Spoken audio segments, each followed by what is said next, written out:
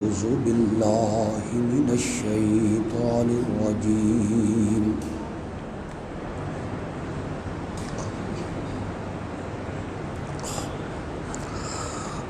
بسم الله الرحمن الرحيم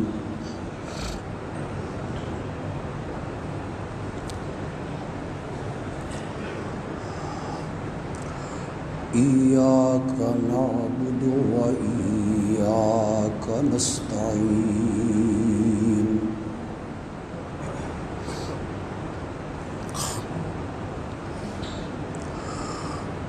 اللهم صل على سيدنا ومولانا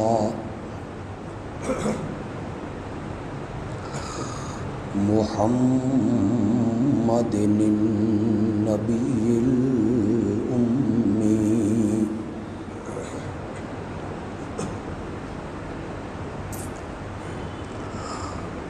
وعلى آله وأصحابه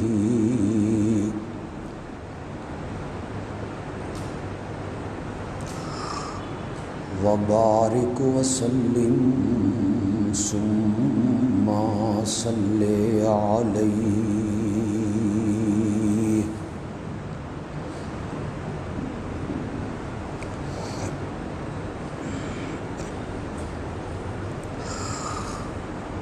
پچھلے خطبے میں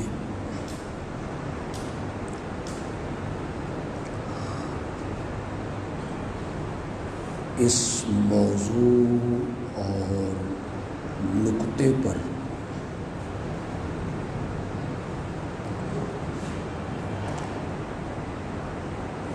میں نے اظہار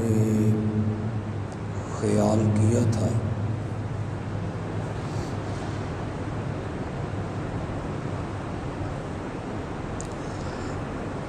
کہ مسائل میں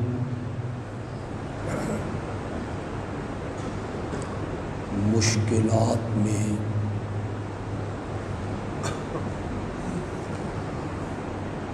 حاجات میں کیا ہو گیا بات ایسا کر دو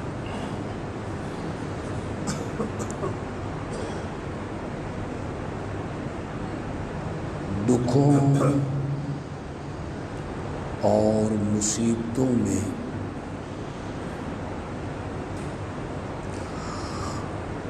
پکار کے لائق صرف اور صرف اللہ کی ذات ہے۔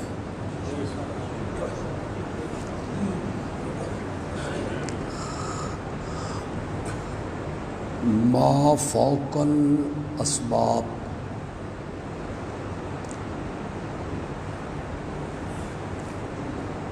جب بھی مانگنا ہے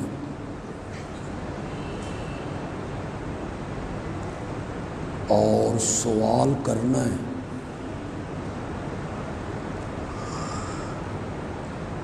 ما فوق الاسباب کا معنی ہے اولاد مانگنا، بارش مانگنا، صحت مانگنا، رہائی مانگنا۔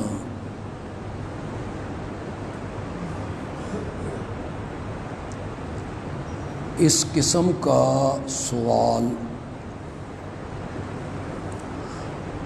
غیر اللہ سے نہیں کرنا، صرف اللہ ہی کے آگے کرنا۔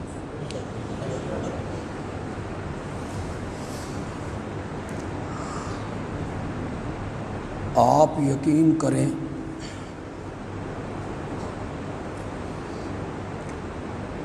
کہ قرآن مقدس نے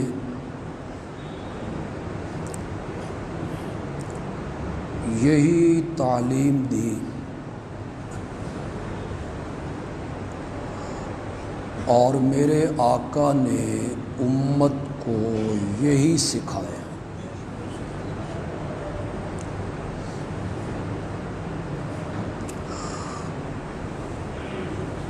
مجھے بڑا تعجب ہوتا ہے افسوس بھی، حیرت بھی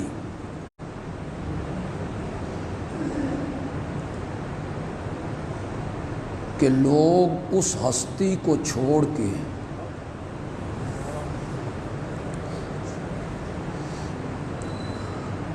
ان کے آگے دستے سوال پھیلاتے ہیں،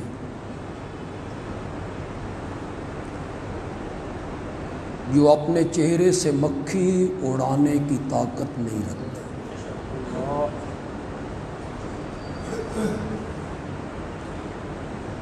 کروٹ نہیں بدل سکتے،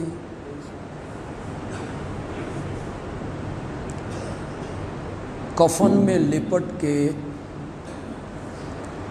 منو مٹی کے نیچے چلے گئے، اپنے یتیم بچوں کے سروں پر ہاتھ بھی نہیں رکھ سکتے۔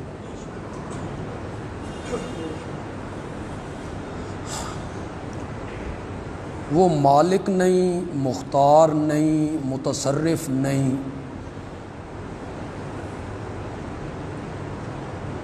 پکارنے والے کی پکار کو سنتے نہیں۔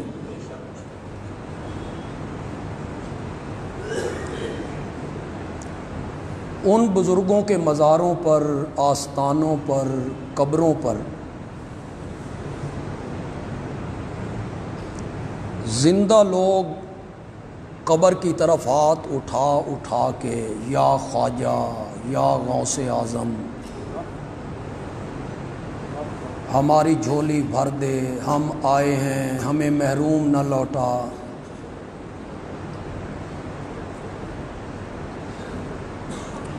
صدائیں لگا رہے ہیں، آپ فیس بک پہ دیکھتے رہتے۔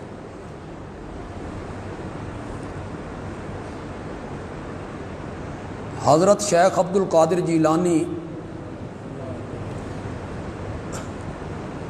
رحمت اللہ علیہ کے مزار پہ پنجاب کے لوگ، سندھ کے لوگ، اردو بولنے والے لوگ، پنجابی بولنے والے لوگ رو رہے ہیں، چلا رہے ہیں، ہاتھ بلند کر رہے ہیں، جالیوں کو پکڑا ہوا ہے، جیسے حاجی بیت اللہ کے غلاف کو پکڑتے ہیں۔ یا خواجہ، یا دستگیر، یا غوث اعظم، ہم آئے ہیں، ہماری مراد پوری کر، ہماری جھولی بھر دے، ہمیں محروم نہ لوٹا۔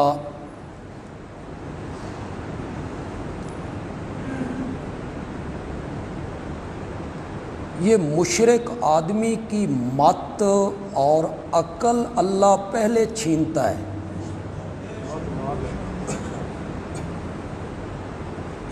رب رسے تے مت کھسے۔ کوئی ان سے پوچھے بھائی شیخ عبد القادر جیلانی پنجابی جانتے تھے؟ شیخ عبد القادر جیلانی اردو جانتے تھے؟ سندھی، انگلش، پشتو، جس زبان میں تم پکار رہے ہو یہ ان کی مادری زبان نہیں، وہ اس زبان کو نہیں جانتے۔ پکارنا اس کو چاہیے جو ساری زبانیں جانتا ہو۔ اتنی بات لوگوں کی سمجھ میں کیوں نہیں آتی؟ ایک انگلش بولنے والا ہے، مسلمان ہے، حاجت تو اس کو بھی ہے۔ حضرت علی حجویری انگلش جانتے تھے؟ اس سے بھی آپ صرف نظر کر لیں، کیا گونگے بندے کی حاجت کوئی نہیں ہوتی؟ گونگے بندے کی ضرورت کوئی نہیں، گونگا بیمار نہیں ہوتا، گونگا گرفتار نہیں ہوتا۔ اللہ کے بندوں وہ تو بول نہیں سکتا، کہہ نہیں سکتا، کون سنے اس کی؟ بس اس کائنات میں ایک ہی ہستی ہے جو کہتا ہے زبان سے بول نہ یا بول، تیرے دل کی دھڑکنوں کو بھی میں جانتا ہوں۔ اور وہ کون ہے؟ اتنی بات سمجھ نہیں آ رہی؟ کن کے آگے دستے سوال دراز کر رہے ہو؟ کن کے آگے جھولی پھیلا رہے ہو؟ جو مالک نہیں مملوک ہیں، رازق نہیں مرزوق ہیں، معبود نہیں عابد ہیں، داتا نہیں فقیر ہیں۔ یا ایھا الناس، کس کس کو آتی ہے یہ آیت؟ سورۃ فاطر ہے، 22واں پارہ ہے، جس کو آتی ہو پڑھو، یا ایھا الناس۔ اگر آپ میں کوئی عربی سے شدھ بدھ رکھنے والا بندہ یہاں موجود ہے، الناس کا الف لام استغراقی ہے، سب کو گھیرا ہے اس نے، نبی بھی، امتی بھی، پیر بھی، مرید بھی، امام بھی، مقتدی بھی، مل آنر بھی، مزدور بھی، دولت مند بھی، حاجت مند بھی۔ الناس کے الف لام نے سب کو گھیرا ہے، استغراقی ہیں۔ دنیا کے کسی آدمی میں جرت ہے تو اس الناس سے نبیوں ولیوں کو باہر نکال کے دکھائے، لائے کوئی دلیل کہ نہیں اس الناس میں نبی شامل نہیں، ولی شامل نہیں، پیر شامل نہیں، شہید شامل نہیں۔ کوئی دلیل ہے الناس سے ان کو نکالنے کی تو لاؤ، نہیں دلیل ہے تو پھر مانو یا ایھا الناس، کرو مانا۔ انتم الفقراء، یہ قرآن ہے، یہ نام تم نے رکھے ہیں، داتا، دستگیر، گنج بخش، کرنیاں والا، کرما والا، فضلاں والا، لجپال، کھوٹی، یہ تم نے نام رکھے ہیں۔ سمیتموہا انتم و آباؤکم ما انزل اللہ بہا من سلطان، یہ نام تم نے رکھے ہیں، کچھ کے تمہارے باپ دادا نے رکھے ہیں کہ یہ دستگیر ہیں، یہ داتا ہیں، یہ گنج بخش ہیں، یہ جھولیاں بھرتے ہیں، یہ چھپر پھاڑ کے دیتے ہیں، یہ تم نے کہانیاں بنائی ہیں۔ اللہ کہتی ہیں مجھ سے پوچھو، یا ایھا الناس انتم الفقراء الی اللہ۔ فقراء جمع فقیر کی، فقراء جمع کس کی؟ زور سے بولو یار ذرا، یہ ذہن میں رکھو، جب اللہ کی وحدانیت بیان ہوتی ہے اور اللہ کی توحید بیان ہوتی ہے تو اللہ عرش پہ بیٹھ کے فرشتوں کے زمرے میں فخر کرتے ہیں۔ آواز ملاؤ میری آواز کے ساتھ، اللہ تمہاری بھی تعریفیں کرے کہ میری وحدانیت اور میری معبودیت اور میری الوہیت کو سن کے لوگ کتنے خوش ہو رہے ہیں۔ تم سب فقیر ہو، فقراء جمع فقیر کی، فقیر کا معنی ہوتا ہے داتا، شاباش شاباش۔ فقیر کا معنی ہوتا ہے جھولیاں بھرنے والا، فقیر کا معنی ہوتا ہے چھپر پھاڑ کے دینے والا، فقیر کا معنی ہوتا ہے گنج بخش، فقیر کا معنی ہوتا ہے خزانے دینے والا، فقیر کا معنی ہوتا ہے دینے والا۔ زور سے بولو، زور سے بولو۔ تم سب مانگا تو، تم سب گدا ہو، تم سب فقیر ہو، تم سب سوالی ہو۔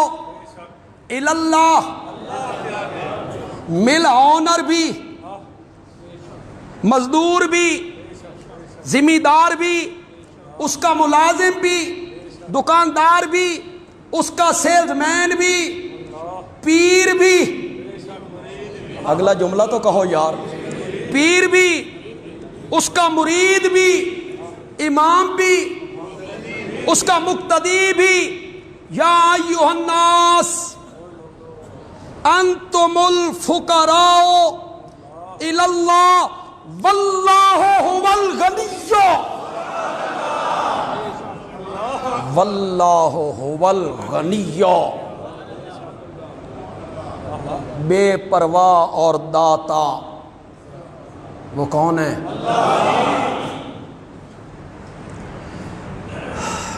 تم سب مانگت ہو، تم سب سوالی ہو، تم سب دامن پھیلانے والے ہو، اللہ کے دروازے کے مانگت ہو، سوالی ہو، نہیں اعتبار آتا کہوں جملہ ذہن میں آ جائے تو پھر میرے واقعہ مکمل کرنے سے پہلے سبحان اللہ کہنے، نہیں اعتبار آتا تو پھر جنگل میں پڑے ہوئے میرے ایوب کو دیکھا. جاؤ 18 سال ہو گئے ہیں. کتنے؟ دولت بھی اللہ نے لے لی، اولاد بھی اللہ نے لے لی، زمینیں بھی برباد ہو گئی، مکان گر گئے، ساری اولاد چھت کے نیچے دب کے ایک ہی دن مر گئی. شیطان رب کو کہتا تھا اولاد ہے، مال ہے، زمینیں ہیں، تبھی تو شکر کرتا ہے. اللہ نے فرمایا تجربہ کروا دیتا ہوں، مال واپس، دولت واپس، زمینیں واپس، اولاد واپس. ہر مرتبہ ابلیس آ کے کہتا ہے یہ بھی گیا، وہ بھی گیا، یہ بھی گیا، آج اولاد بھی گئی. سن کے حضرت ایوب کہتے ہیں مولا دل ایک تھا، اس میں تیری محبت بھی تھی، اور کسی کونے کھدرے میں زمینیں، اولاد، فطرتی محبت ہوتی ہے، ان کی محبت بھی تھی. مولا سب کچھ لے لیا ہے، اب دل میرا ہے، ٹھکانہ تیرا ہے، میں اس پر راضی ہوں. لوگوں نے اٹھا کے جنگل میں ڈال دیا. مخالفین نے، مشرکین نے کہا بزرگاں دی مار پئی ہے کہ نہیں پئی؟ بڑی آزمائش ہے پیغمبر پہ. ہمارے معبودوں کے خلاف بولتا تھا، بھگتنا.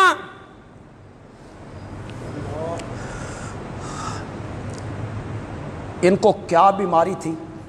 قرآن اس سے خاموش، میرے آقا بھی خاموش. آپ نے نہیں بتایا، صحابہ بھی خاموش. یہ اسرائیلی روایات ہیں، کچھ ہمارے علماء نے بھی نقل کر دی. اسرائیلی روایات کہ جسم میں کیڑے پڑ گئے، کہ کیڑا کوئی نیچے گرتا تو وہ اٹھا کے پھر اسے زخم پہ رکھ لیتے. کیڑوں نے کھانا شروع کیا. میں کہتا ہوں نہیں، یہ بات نہیں ہے، اس لیے کہ ہمارا یہ نظریہ ہے کہ کسی نبی کے جسم کو انتقال کے بعد بھی کیڑے نہیں کھاتے. زندگی میں کیسے کھا لیا؟ کیونکہ انبیاء کے جسم محفوظ ہیں کہ کوئی نہ، انہیں مٹی نہیں کھاتی، انہیں کیڑے مکوڑے نہیں کھاتے، ان کے کفن کو بھی نقصان نہیں پہنچتا، ان کے جسموں کو اللہ محفوظ رکھتا ہے.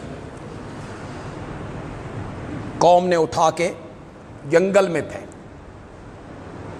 ایک ایوب ہے، ایک ان کی بیوی. یہ شہر جاتی ہے، کوئی روٹی مانگ کے لاتی ہے، اپنے خامند کو کھلاتی ہے. یہ کروٹ بدلنے سے عاجز. مفسرین نے لکھا کہ ایک دن جو یہ واپس آ رہی ہے تو اس نے دیکھا کہ کہیں لوگ جمع ہیں. یہ بھی قریب گئی تو ایک بزرگ ہے، گیرو رنگ کے کپڑے ہیں، سفید داڑھی ہے، بیٹھا ہے، مریض آتے ہیں، وہ کہتا ہے بابا میں بڑا بیمار ہوں، بابا کرتا ہے چھو، مریض ٹھیک۔ یہ بھی قریب ہوئی، اس نے کہا بابا تیری چھوج تے بڑا اثر ہے، میرا خامد بھی بیمار ہے، اس آخیا بیٹھا بھی تیرے واسطے۔ یہ کون تھا؟ وہ مصنوعی طور پہ وہ آتے تھے بیمار آتے تھے مصنوعی، وہ جن تھے، سارے شیطان تھے۔ شاہ عبد القادر محدث دہلوی رحمۃ اللہ علیہ نے کسی آیت پہ لکھا ہے، آیت تو میرے ذہن میں نہیں ہے لیکن یہ مجھے 100% یقین ہے کہ کسی آیت پہ لکھا ہے شیطان اپنا ایک خوبصورت سا نام رکھ کے اپنے آپ کو پجواتا ہے۔ کسی جگہ پہ بیٹھ گیا، جھمگھٹا لگایا، لوگ آنے لگے، بیمار ٹھیک، دوسرا ٹھیک، قریب کے لوگوں کو پتہ چلا، وہ بھی آ گئے، اب انہوں نے اسے حاجت روا سمجھا، پھر شیطان مصنوعی طور پہ مر گیا، لوگوں نے دفن کیا، اس کی پوجا پاٹ شروع ہو گئی، او حرامی اتھو نکل کے کسی اور جگہ تے ٹول، اس طرح شرک کرواتا ہے۔ یہ شاہ عبد القادر محدث دہلوی رحمۃ اللہ علیہ نے لکھا، کہتا ہے اسے میرے پاس لے آ، پھر فوراً خیال آیا نبی ہے آئے گا نہیں، تو کہتا ہے پھر منت مان کہ اگر تیرا خامن صحیح ہو گیا تو میرے نام پہ ایک بکرا ذبح کرو گی۔ یہ آئی، اس نے حضرت ایوب کو بتایا، حضرت ایوب نے سمجھا اچھا نوبت بہیں جا رسید، کہ شیطان کو بھی توقع ہونے لگی کہ میں اس طرف چلا جاؤں گا۔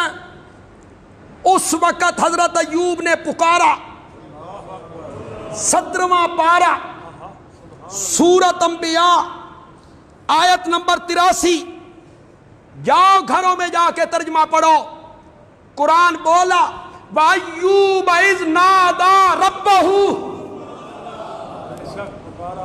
کس کو پکارا؟ حضرت آدم کو، حضرت نوح کو، کسی نبی کو، کسی فرشتے کو آواز لگائی، کسی کا واسطہ، وسیلہ، طفیل، صدقہ؟ وَأَيُّوبَ اذ نادى ربه، اور ایوب نے جب پکارا اپنے رب کو، رب انی مسنی الضر وانت ارحم الراحمین، مولا شفا دے دے۔ بیماریوں کے لیے، بیماریوں میں شفاؤں کے لیے حضرت ایوب نے کس کو پکارا تھا؟ یہ قرآن میں رب نے کیوں درج کیا؟ ہمیں قصہ سنانا چاہتا تھا اللہ بتانا چاہتا تھا بیماریوں میں شفا دینے والی صفت زندہ پیغمبر میں بھی موجود نہیں۔ بیماریوں میں شفا دینے والا ہے تو صرف کون ہے؟ تم دھکے کھا رہے ہو للہ ٹون، واہ، گردے کی پتھریاں نکل رہی، تم دھکے کھا رہے ہو شاہ جیونے، تم دھکے کھا رہے ہو شفاؤں کے لیے ادھر، اور مت دھکے کھاؤ، اللہ کے قرآن کے دروازے پہ آؤ۔ بیماریاں دینے والا کون ہے؟ پھر شفائیں دے۔ حضرت ابراہیم نے کیا کہا تھا؟ وَإِذَا مَرِضْتُ، جب میں بیمار ہوتا ہوں، فَهُوَ يَشْفِينِ، جب میں بیمار ہوتا ہوں تو وہی مجھے شفا دیتا ہے۔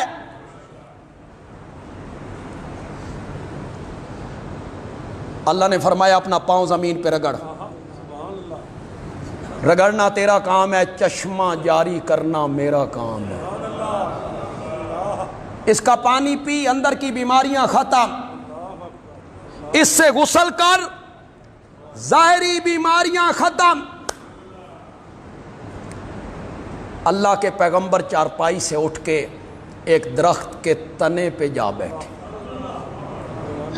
بیوی آئی, اس نے جگہ دیکھی, خامند نہیں ہے, ادھر ادھر دیکھا. حضرت ایوب نے کہا ذرا نظریں اوپر تو اٹھاؤ. کہتی ہے نوجوان, یہاں میرا خامند تھا, اس کی کروٹ میں تبدیل کرتی تھی, اسے کوئی درندہ اٹھا کے لے گیا. حضرت ایوب نے کہا میں تیرا خامند ہوں. اس نے کہا مذاق نہ کر, وہ اٹھ نہیں سکتا تھا, کروٹ نہیں بدل سکتا تھا, تم درخت کے تنے پہ چڑھے بیٹھے ہو. حضرت ایوب نے کہا جب وہ شفائیں دینے پہ آتا ہے پھر اس کے ہاں دیر نہیں لگتی ہے. دیر. یہاں ایک بات کہنا چاہتا ہوں. بیان تو میں نے یہ کیا, سب فقیر ہیں, سب مانگت ہیں, سب سوالی ہیں. کس کے دروازے کے؟ حضرت ایوب علیہ السلام نے بھی کس سے مانگا؟ انہی سے شفا مانگی, انہی سے سوال کیا, انہی کے سامنے دامن پھیلایا. لیکن میں یہاں ایک بات کہنا چاہتا ہوں, اگر آپ کو پسند آئے, اللہ کی وحدانیت کی بات ہے, اللہ کی صفت کی بات ہے, اللہ کی صفات کی بات ہے. اللہ چھوڑ دیں, اس کو چھوڑ دیں, بیٹھ جائیں. اللہ کی وحدانیت کی بات ہے, اللہ کی صفات کی بات ہے. ایک موحد کو تو خوش ہونا چاہیے. بولو تو صحیح یار, ذرا بولو تو صحیح. پھر اس طرح کی سبحان اللہ آئے کہ مسجد گونج اٹھے. اللہ نے فرمایا میں بندے کو مانگے سے زیادہ دیتا ہوں. وہ اپنے دامن کے مطابق مانگتا ہے, ظرف کے مطابق مانگتا ہے, میں اپنی رحمت کے مطابق دیتا ہوں. حضرت ایوب نے صحت مانگی, مولا صحت دے دے. اللہ نے فرمایا گھٹ مانگی آئی, صحت بھی دوں گا, جتنی اولاد پہلے تھی اتنی اولاد بھی دوں گا, دولت اور زمینیں بھی دوں گا, اور جو اولاد مر چکی ہے ان کی قبر پہ جا کے آواز لگا تیری اولاد کو بھی زندہ کر دوں گا. تو نے کم مانگا ہے. بندہ مانگتا کم ہے, اللہ دیتا. بس آخری بات کہہ کے ختم کرتا, بندہ مانگتا کم ہے. بولو تو صحیح یار. حضرت عمر آخری حج کر کے واپس آ رہے رضی اللہ تعالی. چاند کی آخری تاریخیں, رات کے ٹائم جو ایک جگہ پہ لیٹے تو چاند کو دیکھا جو کمزور ہو گیا ہے, آخری تاریخوں میں.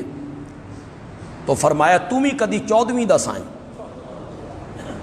پھر تیری روشنی مدھم ہوتی چلی گئی, تیرا وجود کم ہوتا چلا گیا. کبھی میں بھی 14ویں کا تھا, جوانی تھی, طاقت تھی, قوت تھی, ہمت تھی. اب مجھ پہ آیا بڑھاپا, قوا اعصاب کمزور ہو گئے. تو حضرت عمر نے وہی 2 دعائیں مانگی,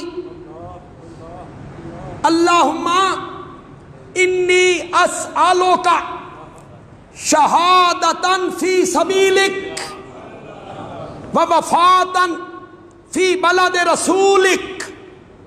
مولا جب بھی موت دینا تو شہادت کی موت دینا.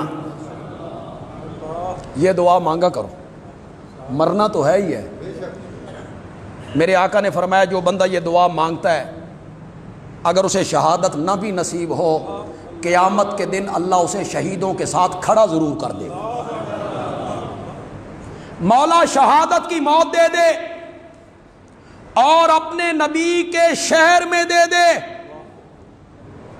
موت بھی مدینے کے اندر ہو, موت بھی شہادت کی ہو. صحابہ کہتے ہیں ہم یہ دعا سن کے حیران ہوئے, شہادت کی موت مانگتے ہیں تو پھر شہادت تو تب ملے جب بندہ جہاد پہ جائے, سفر کرے, لڑے اللہ کی راہ میں, مارا جائے. اور موت بھی مدینے کے اندر مانگتے ہیں شہادت بھی دے، موت مدینے کے اندر دے۔ اللہ نے فرمایا فاروق اعظم گھٹ منگی آئی، ظرف کے مطابق مانگا ہے، دامن کے مطابق مانگا ہے، میں نے رحمت کے مطابق دینا ہے۔ شہادت کی موت بھی دوں گا، مدینے کے اندر دوں گا، اور تیری قبر بھی محمد کی قبر کے ساتھ بنا دوں گا۔ یہ تیسری چیز تو حضرت عمر نے مانگی بھی نہیں تھی، یہ تو نہیں مانگی تھی انہوں نے، اللہ نے بن مانگے ان کے سوال سے زیادہ عطا کر دی ہے، تیری قبر بھی نبی اکرم کی قبر کے ساتھ بنا دی۔ اب وہ قیامت تک میرے نبی کے ساتھ ہے،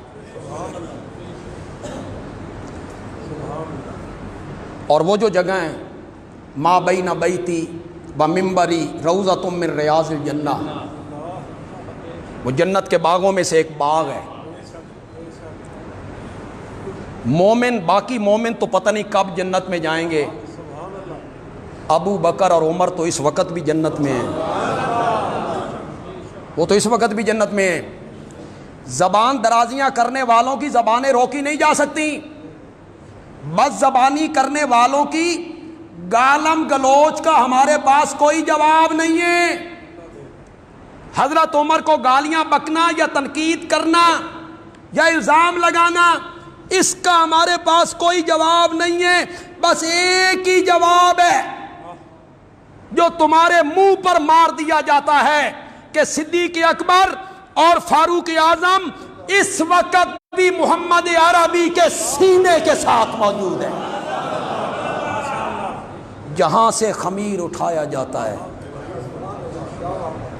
اسی میں لوٹایا جاتا ہے، قیامت کے دن اسی سے اٹھایا جاتا ہے۔ جہاں سے مٹی اٹھائی وہی مرنے کے بعد لوٹایا۔ واہ ابو بکر، واہ فاروق اعظم، صدقے جاواں، جہاں سے میرے نبی کے وجود مقدس کو بنانے کے لیے مٹی اٹھائی گئی تھی، وہیں سے تمہارے وجود کو بنانے کے لیے بھی مٹی اٹھائی گئی تھی۔ انشاءاللہ آئندہ جمعہ تھوڑے سے اس پر اور روشنی ڈال دیں گے۔ بندہ اللہ سے مانگتا کم ہے، اللہ دیتا زیادہ ہے، اور سب اس کے دروازے کے فقیر ہیں، سب اس کے دروازے کے مانگت ہیں۔ غنی اور داتا ہے تو صرف کون ہے؟ دیکھیں یہ جو کرونا وائرس ہے، اس نے سب لوگوں کو متاثر کی۔ دکاندار متاثر ہیں، مزدور متاثر ہیں، سیلز مین متاثر ہیں، کاریگر متاثر ہیں، مستری، مزدور، سب متاثر، اور ہم بھی متاثر ہیں، ہم بھی متاثر ہیں۔ ہماری رمضان المبارک میں جو پہلے جمعے کی جھولی ہوتی تھی یا چاروں جمعے کی جھولی، وہ تقریباً 70,000 روپے ہوتی تھی، 70,000، اور پچھلے جمعے کی ہماری جھولی تھی 13,000۔ تو میں سمجھتا ہوں کہ سب متاثر ہیں۔ ظاہر بات ہے جن لوگوں نے خدمت کرنی ہوتی ہے وہ خود متاثر ہیں، ان کا کاروبار نہیں ہے، کل سے کچھ کاروبار کھل رہے ہیں، اللہ تعالیٰ اور آسانیاں پیدا کر دیں۔ بس آپ تھوڑا سا یار، یہ ہماری جو مسجدیں کھلی ہیں اور تراویح ہو رہی ہیں، یہ پوری دنیا میں پاکستان ہی ہے، یہ پاکستان واحد ملک ہے جو علماء نے، بریلوی، دیوبندی، اہل حدیث، سب علماء نے مل کے محنت کی، صدر پاکستان سے ایک معاہدہ کیا، اور مسجدیں تراویح کے لیے، جمعے کے لیے کھلتی ہیں۔ اس میں جو 20 نکاتی فارمولہ تھا، ہمیں چاہیے کہ ہم سارے اس پر عمل کریں۔ ہم اعلان کر کر کے تھک گئے ہیں، ہمارے مفتی صاحب اعلان کر کر کے تھک گئے، بے وضو گھر سے کر کے آؤ، وضو گھر سے کر کے آؤ، وضو گھر سے کر کے آؤ۔ اس کا اثر یہ ہوا جڑے پہلے گھروں کر کے آندے سن انہوں نے اتنے شروع کی کہ یہیں کر۔ میں دیکھتا ہوں ہمارے محلے کے لوگ پیچھے گھر ہیں ان کے، وہ بھی یہاں کر۔ افطاری کے بعد آنے والے لوگ، سحری کے بعد آنے والے لوگ، صبح کی نماز بھئی آپ نے سحری کی ہے، سحری کے وقت آپ نے وضو کیا ہے، افطاری کر رہے ہیں، افطاری سے پہلے آپ وضو کر لیں، وضو کر کے افطاری کریں، پھر مسجد میں آ جائیں۔ تو میں گزارش کروں گا کہ وہ جو ایک معاہدہ علماء کا ہوا ہے، آپ علماء کو اس میں جھوٹا قرار نہ دیں، معاہدہ جو کیا انہوں نے تو آپ اس کی پابندی کریں، فاصلے پہ کھڑا ہونا، وضو گھر کر کے آنا، وقت پہ مسجد میں آنا، اور فرض پڑھنے کے فوراً بعد مسجد سے چلا جائے۔ اب کہہ کے ہم تھک گئے کہ فرض پڑھو اور چلے جاؤ۔ آپ یقین کریں جنہ بندیاں اگے کدی نفل کدی بھی نہیں پڑھے وہ بھی اتھی پڑھتے، ایسا اثر ہو رہا ہے امام صاحب کے کہنے کا، وہ بھی نفل پڑھ رہے ہیں، سنتے بھی یہاں پڑھیں گے، نفل بھی یہاں پڑھیں گے، پھر بیٹھے رہیں گے، پھر ہم پنکھے بند کرتے ہیں، بجلی بند کرتے ہیں، پھر ہمیں کہتے ہیں جی کمال ہے جی، دھکے دیں دے پہ ہو جی۔ ابھی کیا کریں، ہم نے ایک دن کے لیے وضو خانہ بند کر دی کہ گھروں سے، پھر ہم نے کہا یار یہ دکاندار سامنے والے ہیں، کوئی مسافر گزرتا ہے، کوئی راگی گزرتا ہے، اس نے وضو کرنا ہوتا ہے، اس کی مجبوری ہے، تو پھر ہم نے ان مجبور لوگوں کے لیے کھولا ہے۔ تو میں آپ سے یہ گزارش کروں گا کہ بازار بھی کل سے کوئی کاروبار کھلیں گے تو وہاں بھی پابندی کرو، احتیاط لازم کرو، لازمی ہے احتیاط، اور مسجدوں میں بھی جو پابندی ہے اسے ملحوظ خاطر رکھا جائے۔ دیں جی اذان۔